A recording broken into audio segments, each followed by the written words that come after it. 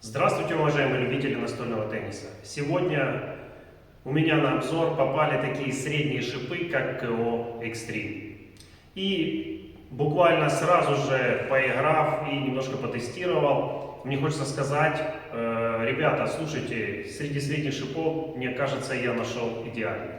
Но обо всем по порядку. Итак, 2016 год.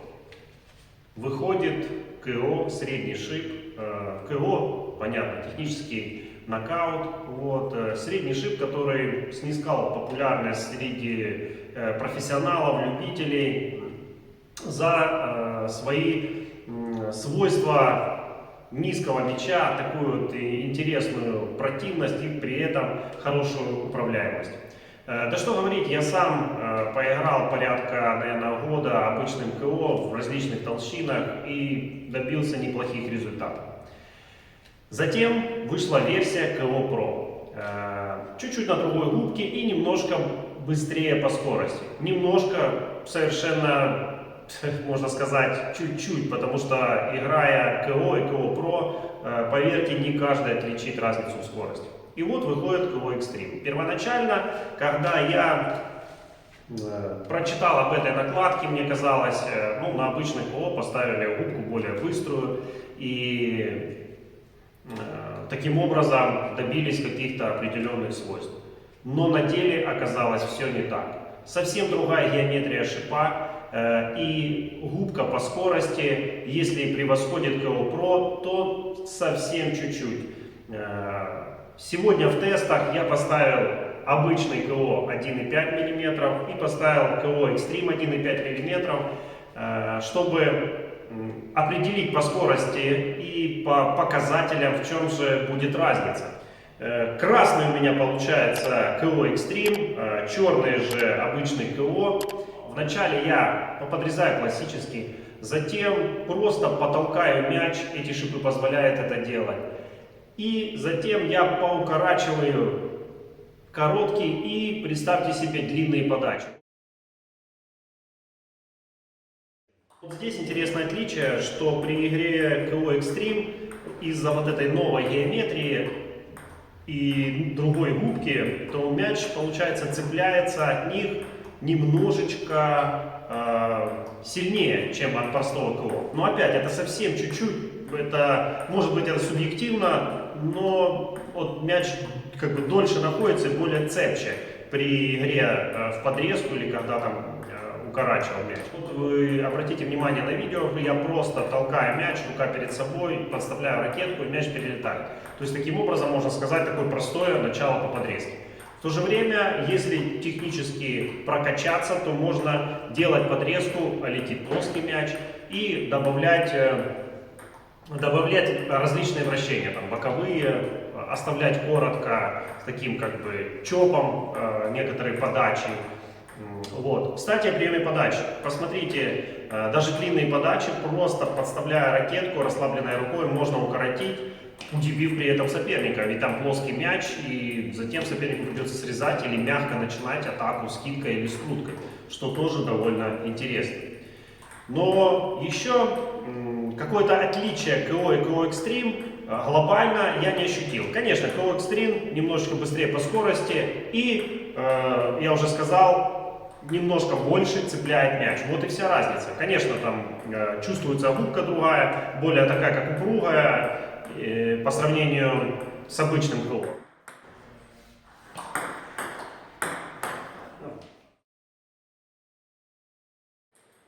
Что тут можно сказать? Толкать мяч очень приятно и КО Extreme. Просто толкаете мяч, направляете вперед, и у соперника проблемы. Потому что мяч стелится, и если соперник играет только накатами, ему будет очень сложно. Потому что мяч такой низкий и практически без вращения, что нужно иметь определенное мастерство, открывать ракетку, если мы говорим за плоскую игру. И поэтому здесь при обмене плоскими ударами, конечно, будет огромное преимущество. Дальше и мы говорим за более уже такой сложный элемент, как накат. Накат тоже, знаете, вот есть такой с замахом, удар и потом кистью. Можно ударить просто кистью. И можно еще без замаха просто провести ракетку, углом надавив мяч. В любом случае это выполняется и КО, и КО Extreme. Но созидать мне было легче КО Extreme. То есть легче именно выполнять удары, надавливать. То есть можно сказать, такое вот как кто обладает техникой, то вполне я бы посоветовал КО Extreme, потому что ну, больше чувствуешь. В то же время по гадости, противности одинаково. И КО, если выполнить этот элемент, мяч летит, стелится, и вы сразу наберете очко. И, конечно же, потренировал эту технику выполнять сильнейшие удары, сильнейшие накаты. Видите, в толщине 1,5 на таком основании летит очень плотно. Представьте, если поставить 1,8, 2,0, то это действительно будет технический нокаут для соперника, просто хлестко ударит.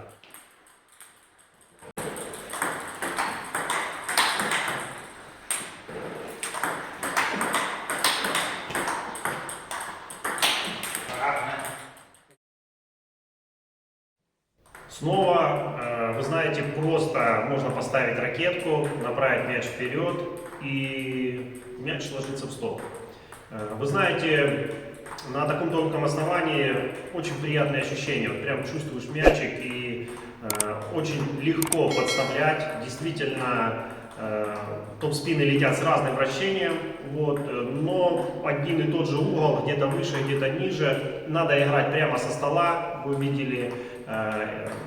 Удобно делать КО Extreme. КО Extreme здесь мяч стелется больше в глубину стола. Здесь вот как раз чувствуется чуть большая скорость по сравнению с обычным КО. Что еще можно сказать? Можно сказать, что можно расслабить руку и укорачивать. Да, даже такой ракеткой, как казалось бы 1,5 и основание OFF, расслабить руку и просто подставить мяч, и он стукнется 2 раза на столе. Или, гоняя соперника, можно укоротить направо, вынудить его, завысить и провести атаку. Отмечу также игру чоп-блоками. Да, все любители чоп-блоков, поверьте, в таком сочетании Матадор 1,5 мм КО. Очень контрольно, очень хорошо получаются чоп-блоки.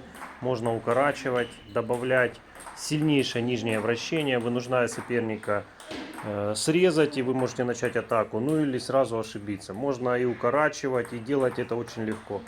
Мяч как лежит на ракетке, и такое ощущение, что можно его оставить прямо возле сетки. Также сейчас мы посмотрим, что будет, если увеличить блоки по скорости. То есть соперник делает топ-спин и резко выполнить такой как бы толчок вперед, вынудив его ошибиться. А также посмотрим, можно ли по легким топ-спинам нанести хлесткий накат.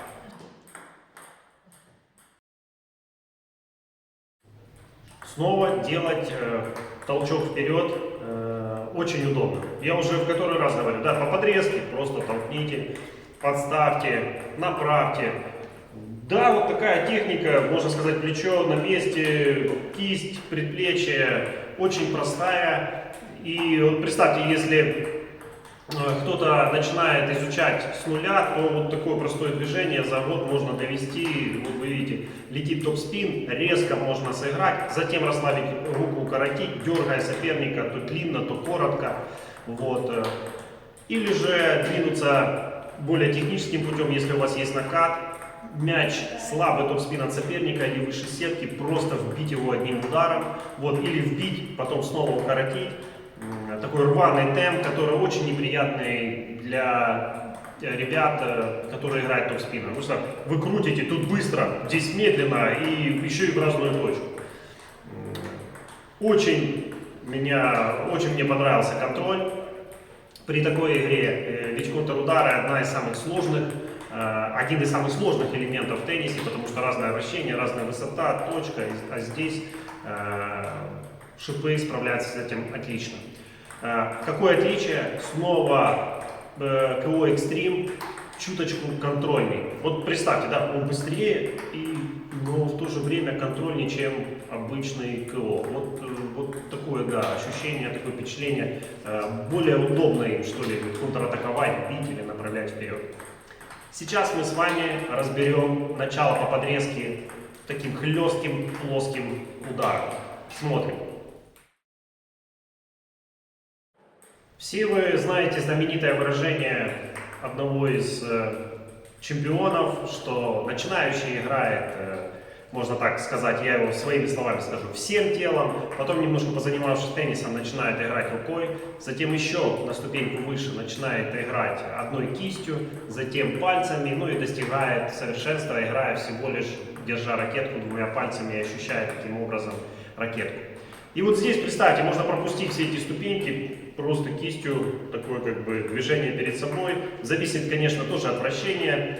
Здесь вот мой напарник срезал мне и плоско, и пропиливал, и здесь надо открывать угол и наносить удары. Когда же мне удавалось сделать кистью, мяч летел очень быстро, и я думаю, я бы сразу выиграл очко, особенно когда по прямой, в локоть, потому что кистью в последний момент можно поменять. Удобно снова, здесь все повторяется, и КО Extreme удобно это выполнять, но КО Extreme более контрольней, более, что ли, можно надежнее, сильнее сделать элемент. Также обратите внимание, если же соперник оставил вам коротко, можно наклониться над столом и сделать такой как бы скрут или такой удар кистевой, вынудив соперника ошибиться. То есть у нас уже получается два вида начала по подрезке, да, можно просто толкнуть, а можно еще добавить кистью и сразу же выиграть по скорости. Плюс, естественно, когда вы встречаетесь с игроками защитного стиля, можно вот держать его вдали от стола и потом раз укоротить направо и добиться таким образом победы.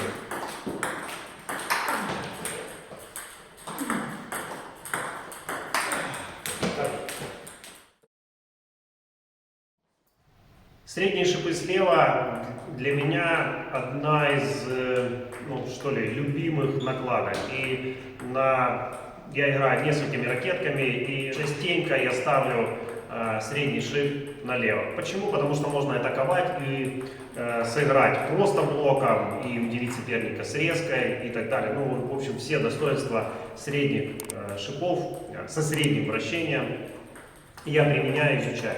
Поэтому сегодня я тестировал игру только слева, потому что очень хорошо чувствую как раз средний шип слева. Конечно же, их можно поставить и направо. Есть, я знаю, и профессионалы, и любители, которые играют короткими, средними, даже длинными и антиспинами справа. Да, есть и такое. Конечно, они станут направо, и тоже можно выполнять различные удары. Вы знаете, здесь при разработке, мне кажется, и первой версии КО, и вот этой версии КО Extreme, основной упор разработчиками делались на то, что сделать накладку для всех уровней. И действительно, тут человек просто толкая вперед, подставляя ракетку, играя различными углами, подставил туда, и все попадает на стол. То есть, видите, техника несложная. В то же время профессионалы найдут хлесткие удары, переводы, контр-игру, плотное начало там, по подрезке. Все это тоже позволяет сделать КО Extreme. Вообще удивительная накладка, которая вроде бы и не похожа на КО, да? Чуть-чуть другая геометрия шипов, другая губка. Но, получается, выполняет все те же функции, только немножко быстрее и контрольнее. Ну, то есть, я уже это много раз говорил, но вот такой вот эффект этой накладки. Снова быстрее, совсем чуть-чуть. И, как заявлено, да, 92 скорость у КО Pro, а здесь 94. Все там, получается, какие-то 2 единицы. То есть, очень интересная накладка, которая позволяет создавать различные шедевры, там, и перевести наискось, и ударить по прямой, принять кистевым. Но нету изъяна, вы знаете, и хорошо блоками. И блоками можно агрессивно играть, можно и контратак, можно ничего не делать, стоять просто. И она подойдет всем, вы знаете, поэтому если вы увидели какие-то элементы игры в моем исполнении и чувствуете, что это ваше, обязательно попробуйте. И поверьте мне, не нужно бояться вот это надписи Extreme, потому что оказалось все контрольно, все очень хорошо. И вот я тестировал на Матадоре, И вы знаете, мне очень понравилось вот это чувство еще тонкого основания. Вот. Хотя, конечно, они хорошо сыграют и на базовых основаниях, как и все шипы. На этом все. С вами был Максим Черепнин. Играйте в теннис.